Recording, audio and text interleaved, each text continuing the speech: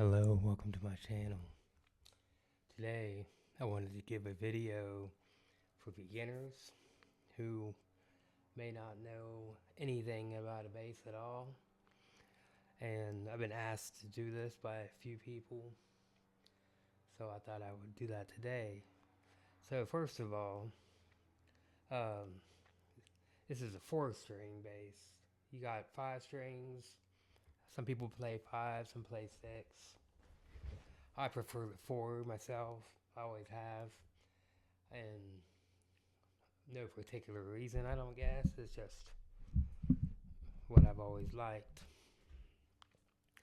And you don't have to have an expensive bass. Like, this is a Sire. I gave $340 for it, used.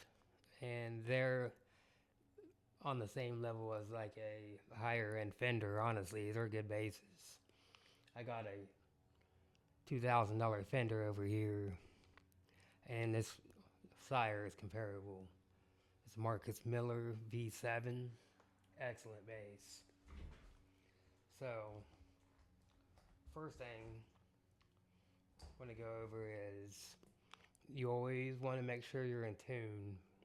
First thing you want to do is get a tuner. You can get the clip-ons. They have these little clip-on tuners that clip on here. They're cheap, maybe $15 or so, but you definitely got to have a tuner. And you're going to tune to E. Your first string is E. Then you got your A, D, and G. Somebody says you can remember EA destroys games. So I thought that one was funny. But anyway, you can remember EA, D, and G. That's E is your top string here. Your A is your second string. D is your third. G is your fourth. Got my tuner on, so. And these are your tuning pegs right here.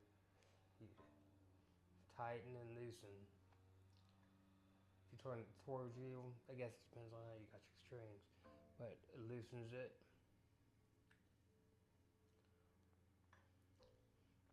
You want to be right on.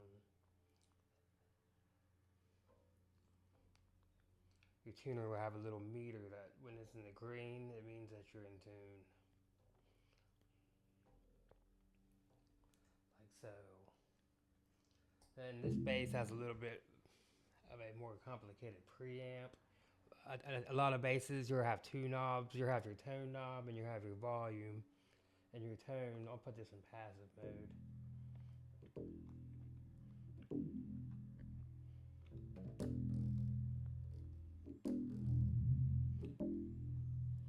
Your tone will give you the bass if you turn it down, and then when you turn it up, it gives it treble. On a lot of basses, you want to just turn it up about all the way or 3/4 of the way and just leave it, and it'll be solid.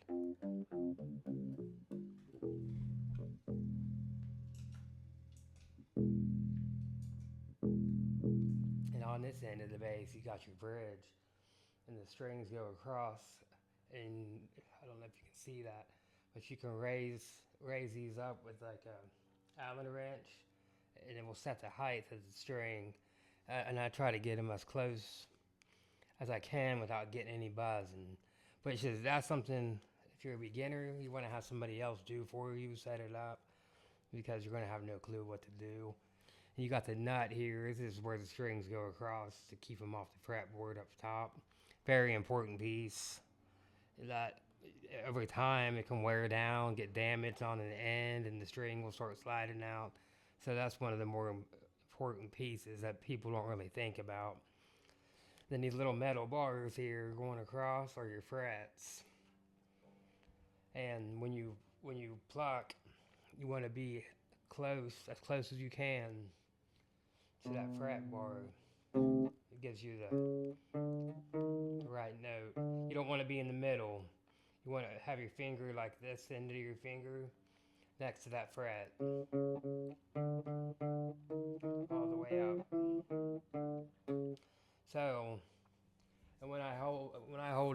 bass. You can kind of rest your hand here. Now, here's another thing. When I started playing, I used a pick. And everybody's going to tell you you can't use a pick on bass. That's a lie. You can use a pick on bass. I would recommend it while you get this hand going to use a pick so you don't have to worry about. Now, if you want to start finger picking, you can, but don't feel like you can't use a pick because it can be hard to get your fingers going, and you already got to worry about this hand to begin with. So, and actually when I started, I used my thumb.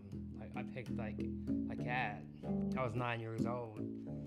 I didn't even know the difference between a guitar and a bass, honestly. Like in a song, I couldn't hear a bass for a long time. So I always rest my hand, and then I put my thumb on the pickup,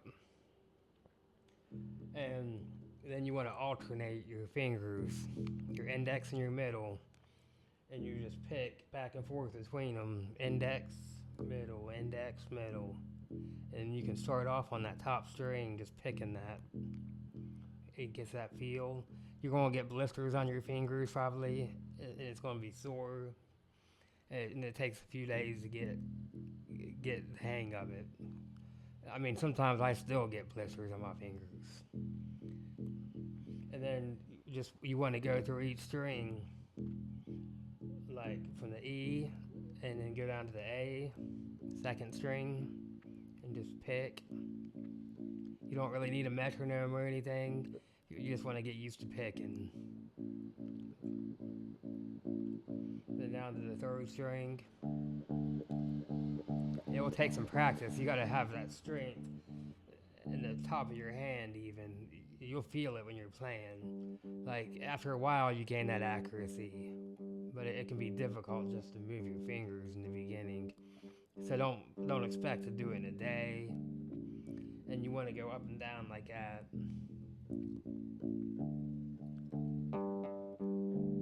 Just getting the feel for it. You can do like 2 notes on each string, 1, 2. Keep on going up and down.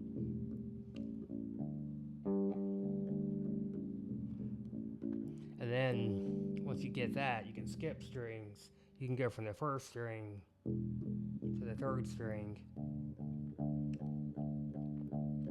Keep in mind, this is just to get fingers moving. You don't need to worry about rhythm. You just want to worry about picking in the beginning. All that other stuff will come later on. Now, for your left hand, you can bring it in. You want to have your hand like a C, and your thumb's going to kind of be in the. When you have your hand on the frets, you want 1 finger per fret. You got 4 fingers, so it's going to span 4 frets. And your thumb is going to be on the back, and it's going to be in the middle of the neck, and kind of underneath your second finger. So when you move your hand, it kind of stays. I don't have the best technique. Sometimes when I get up high, I tend to put my thumb over top and that kind of thing. That's not the best thing to do, but I try to correct it all the time. It's a lifelong process. So you can start on your first fret, and you won't have that strength in your fingers. They're always going to want to stick together in the beginning. So if you have to use just 1 finger to start with, you can. But I would suggest these 2, 1, 2, and just play back and forth on them with your picking hand on that first string. And you could kind of move up the neck like that. Back and forth. Just building up strength in your fingers. And it could take several days to get this down. It's been too long since I've been a beginner. I honestly don't know how long it takes some people. I just know that just getting moving is hard enough. So then once you do 1 and 2 like that, you can go down to the second string, then the third string, and Eventually you'd be going like this.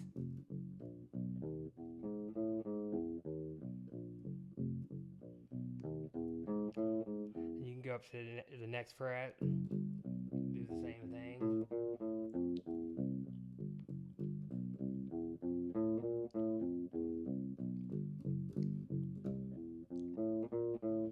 Hopefully y'all can see this because I did my best to try to get my guitar fully in its camera, and it's a cell phone.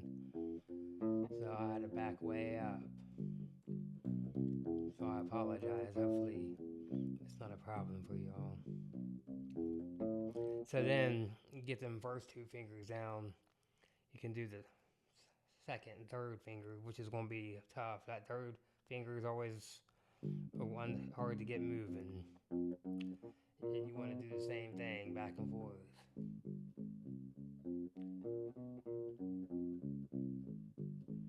And like I said in the beginning, you can just do the top string, move down.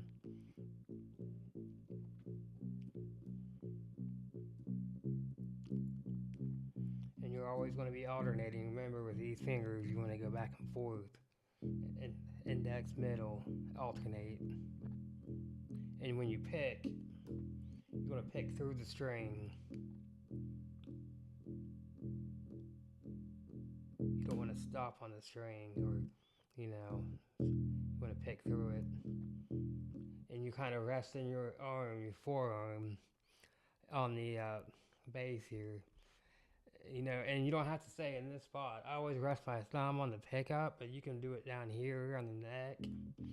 Different spots give different sounds. Back here is tighter, so you get a more tight sound, and I like to pick back here a lot. I do it all the time. I move my hand all the time, honestly. But the main spot I play is on the pickup, kind of in the middle.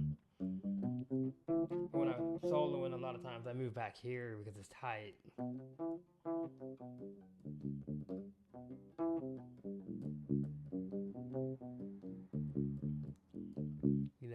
So whatever's comfortable for you.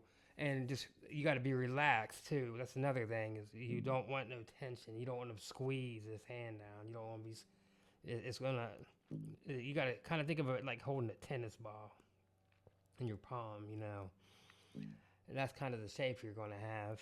Like I said, keep that thumb. I wish I could show this a little better. It's kind of difficult. But you want that thumb in the middle of the neck, underneath that second finger. Maybe if I turn sideways, like that. Just like that. And when you move, you slide in.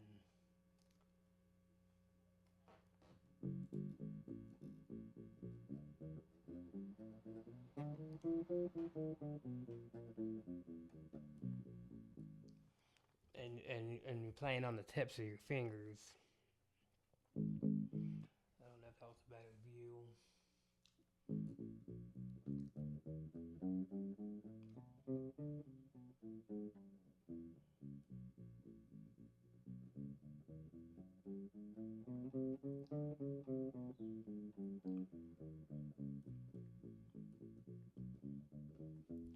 Another thing I didn't mention is, some people may not know this. This is where you plug it in. You got some jacks are on the side here. Some jacks are up top. It doesn't really matter which one. I prefer the ones on top, because when you set the bass down and you got this here, they always seem to short out on me.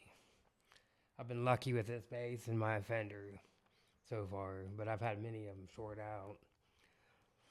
I'm kind of starting to like them a little bit more, but I used to hate them with passion because I had several of them go out. One bass I had to change out like 3 times in like a short amount of time. They kept wearing out. So you want to get that down. Like I said, you can skip strings. Eventually you want to get to where you can do 1, 2, 3, 4. And that pinky's going to be really hard. What I did, this is probably cheating, but I bought this little hand exerciser when I was like 18 years old, because my pinky was weak, and it does each individual finger. And I worked at UDF, which was an ice cream place here in the. I'm sure most people know that, but some people might be out of country. And I would carry it in my little apron, and then I would squeeze that thing all day. And I built that pinky up in a few weeks. It totally helped me a lot. But and when you get down to your third and fourth finger, it's going to be a struggle. And like I said about blisters, that pinky tends to be the one that's the toughest. It's got the softest skin, you know what I mean? And you just continue like that up and down.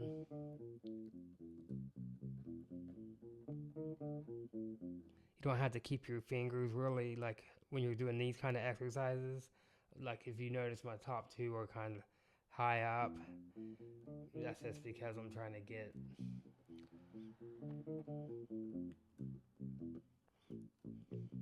It's just that workout, individual. You go up and down.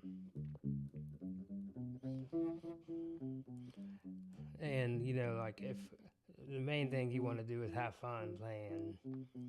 And if you got songs you want to learn, you don't want to try and learn Flea. It's not going to happen. It's like I can't even hardly play Flea. You got to, before you ever try to slap bass, you got to be able to pick a bass.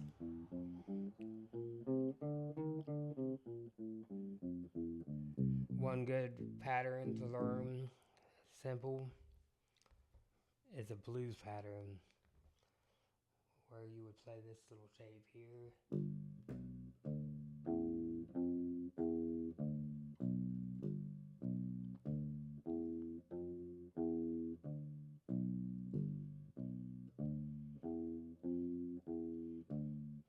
That's your third fret on the E string, second fret on your A string, your second string, fifth fret, second string, and then second fret, third string, third fret, third string. So it sounds like this. Then back down.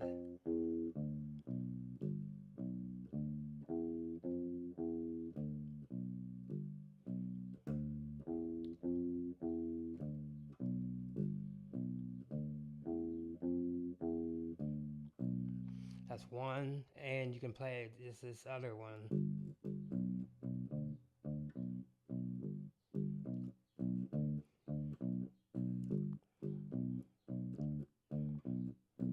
Which is third fret, first string, second fret, second string, fifth fret, second string, and then back to the second fret.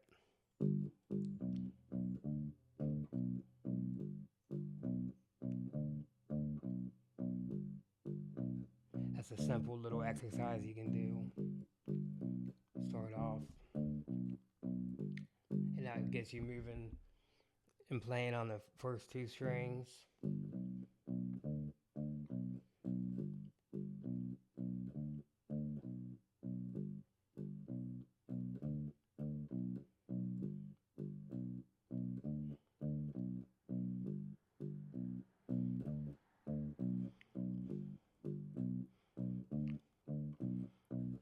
But like I said, you want to practice those little, just getting your fingers moving for a few days. And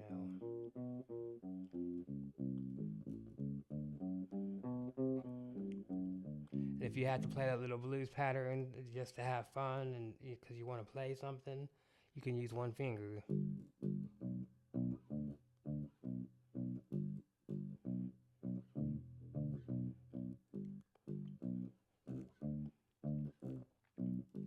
If that's easier for you. The whole point of playing music is having fun. Nobody wants to spend all their time trying to do little exercises and all that stuff. But you always want to be relaxed. Like on your right hand, you don't want to feel pain in your shoulder because you will if you're playing too tight. You got to be relaxed. And I rest. I didn't mention I rest the bass on my right leg. You can put it on your left like this, but to me that makes my back twist. It's not. It's a little more comfortable in some ways, but I prefer to put it on the right leg. And then some people will also use a strap, which I've been thinking about doing. I just misplaced my strap, but I've been thinking about using mine too when you sit down, because that way it don't slide on you like that. It wants to slide out on me all the time when I'm playing on my lives. So I thought a strap would probably hold it. I just haven't been able to find my strap lately. It's somewhere around here.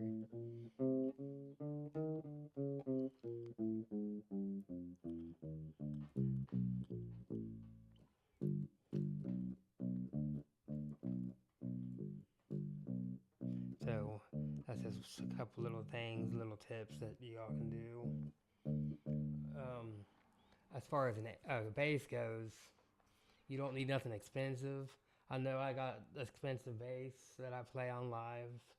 This bass is kind of it's a lower end, but if you buy it new, it's still kind of expensive, 700 or so. I just happened to get it on sale.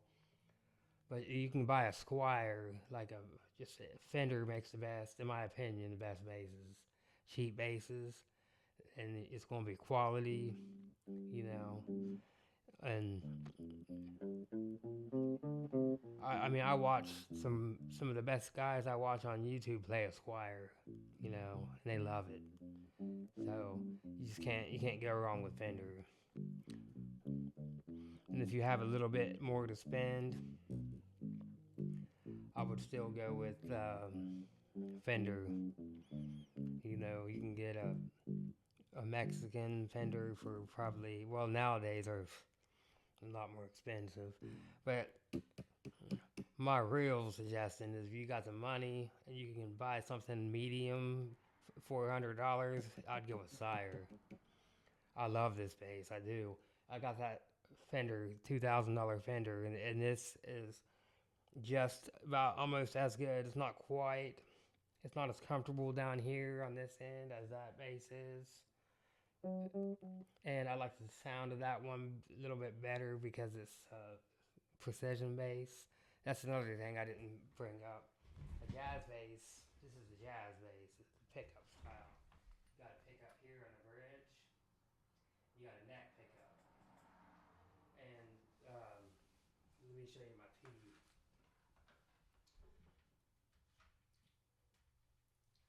A regular P bass will have these two pickups. And now this one is called a PJ because it has that jazz pickup on the back.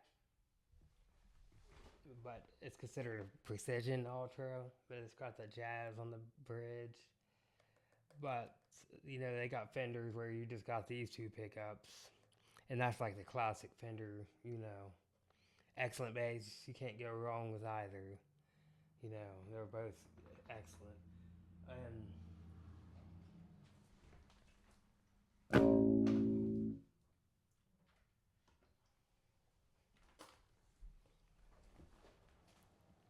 generally on a jazz, you're going to have a knob that dials. If you dial it to the front, you're going to have the neck pickup.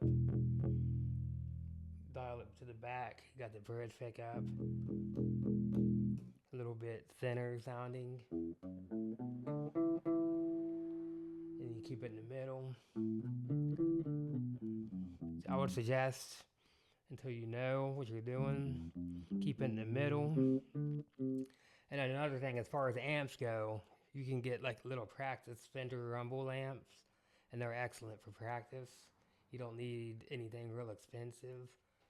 And in order to set the tone, just keep it in the middle. And when you first start out, like your bass and your treble, and then you can kind of adjust it, turn the bass up a little bit higher, but you don't want to just crank knobs. You want to kind of keep them flat. Flat means in the middle. You'll feel it when you dial, or if it doesn't have like that little niche, um, you can set it on 5. If it goes to 10, like mine does, you can set it on 5. Even now, I got mine pretty much flat. You know that, and that's how you're gonna get the usually the best sound. And then you kind of dial it in from there. If you need a little more bass, you turn up the bass. You don't want to just go cranking your knobs up like the mid range. That's how you're gonna get your best sounds. And when you're learning songs, don't just play over top. Like, say you want to learn Nirvana,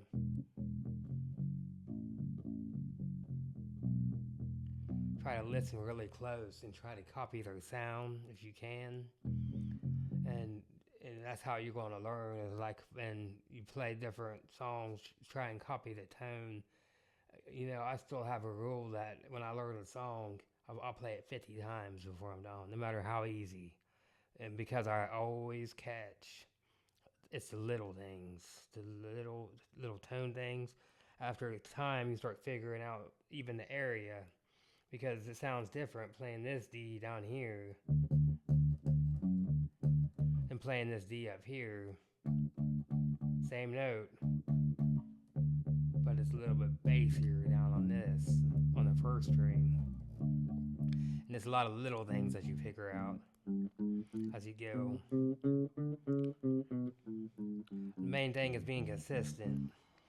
It's better to practice. I mean, not everybody has the same kind of time I have, but it's better to practice 5 minutes a day, 10 minutes a day, than it is to sit down on a Saturday and practice 2 hours. I mean, that's good too, if that's all you can do, but being consistent is going to get your fingers in shape, your ear in shape. Nowadays, when I started, all we had really was guitar magazines with tab in them. Didn't have the internet. So nowadays it's YouTube, everything out there. There's so much learning for free. Everybody's got a cell phone. Most people, a cell phone or a computer, and the access is just you can learn so much. You want to start off with easy songs. Like I just played "Come As You Are." That's a good beginner song.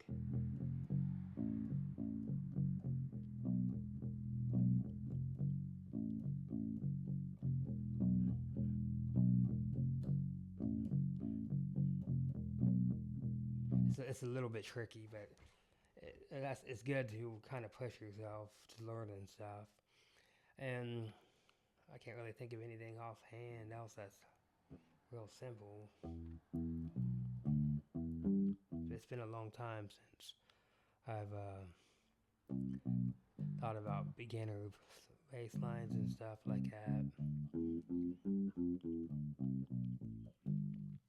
But hopefully all these tips will help you out and get you going. You can comment on my videos, and if there's anything else you guys want to know, any questions, you can comment, and you can ask me in my live. I try to answer live questions, but it's a little harder without. Some people will ask for tips, but you got to be a little bit more specific because I don't know. I don't know where you're at. If you can even pick yet, if there's different levels of beginner. And I had made some videos, and it's more of the theory type stuff, which I consider beginner stuff, but I guess it's not beginner enough for the people that are starting off.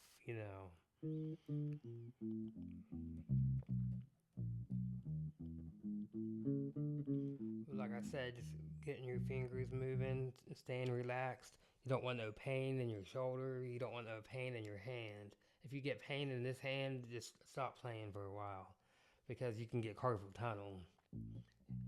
And you want to play loose. It's relaxed. If you're squeezing and it's really hard, then you're not relaxed enough. You don't want no pressure. You're going to have probably a little pain in the beginning. That's normal. But you just don't overstress. You don't want to injure your hand because you can strain your tendons in there. I've done it.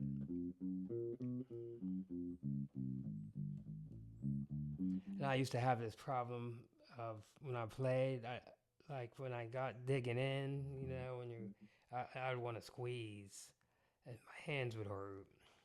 And I'm really relaxed. I have a light touch now, but I used to be pretty bad about squeezing down. And this arms would just dangle like that, and then your fingers just you're going up and down. You don't want to use your whole arm. You just want to keep it relaxed.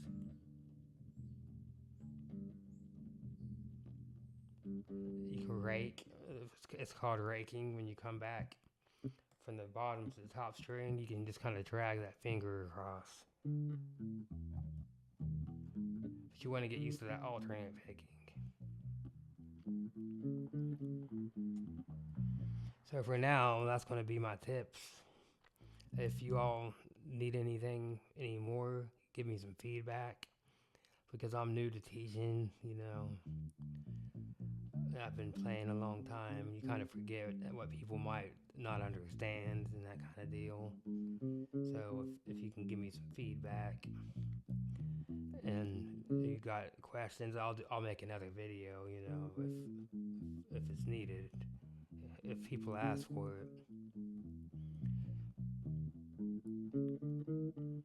Hopefully, as my channel grows, more people come on board, and that'll improve me. I think I can teach. I think I can be a good teacher, but you gotta have feedback from people, in order. Because if I had somebody sitting in front of me, for instance, a beginner, it's so much easier because I can watch and I can just point out, like, no, you need to do this or you need to do that.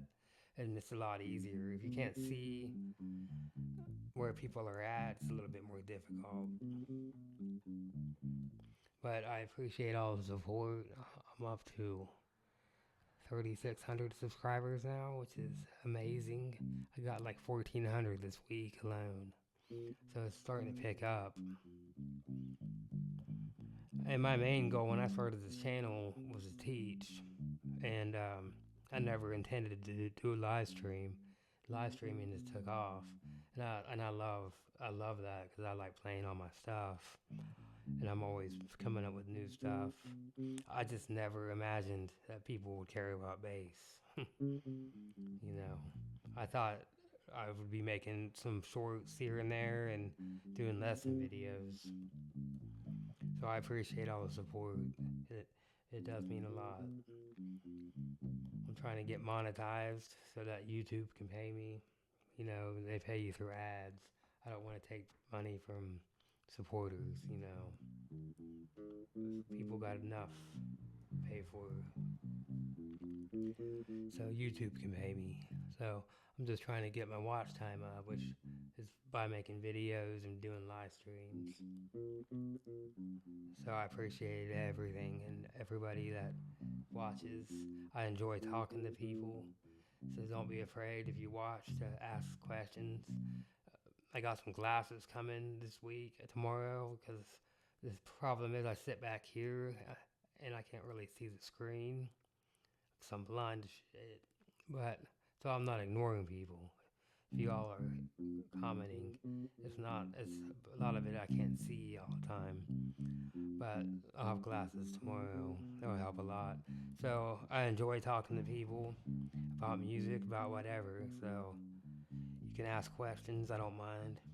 That gives me a chance to pause. Like sometimes I'll pause after my song and see if anybody has any questions. I'll wait a second before I start playing. And if people don't say anything, I just go ahead and get back to playing again. But I don't mind talking. I enjoy it, actually. I like talking to the people, meeting people and all that. So, again, I appreciate the support. Hopefully this video helps. If it didn't help, I apologize. Just leave some feedback and I'll try to make one that will help. Because I can make a video every day until I improve at it, But thank you all. And you have a lovely, wonderful day.